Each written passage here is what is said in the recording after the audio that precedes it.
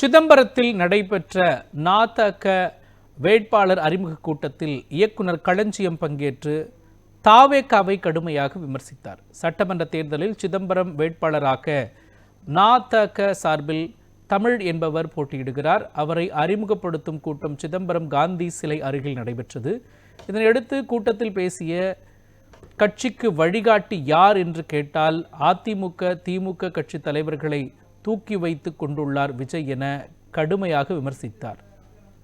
இங்க இருக்கக்கூடிய பெண்களை போய் இந்த டிவிக்கு கும்பல்ல போய் நின்றுட்டு தப்பு தப்பா வசனம் பேசுறீங்களே, எனக்கு என் கணவனை விட விஜய தான் ரொம்ப பிடிக்கும்னு சொல்றீங்களே, வெட்கமா இல்லையா அவங்களுக்குலாம்? ஒரு கதை, குட்டி கதை சொல்றேன் உங்களுக்கு.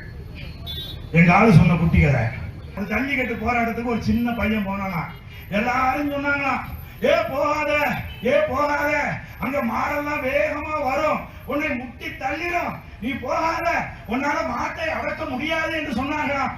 ஆனால் அந்த பையன் வீரமா அந்த மாட்டை நோக்கி போனானா, அங்கே சீறி பாய்ந்து வருகிற அந்த மாட்டுக்கு முன்னால் போய் நின்னானா. அப்படி நின்று டக்குன்னு பாக்கெட்ல கையை விட்டு 2 கொத்து புல்லு கட்டை எடுத்து நீட்டினானா.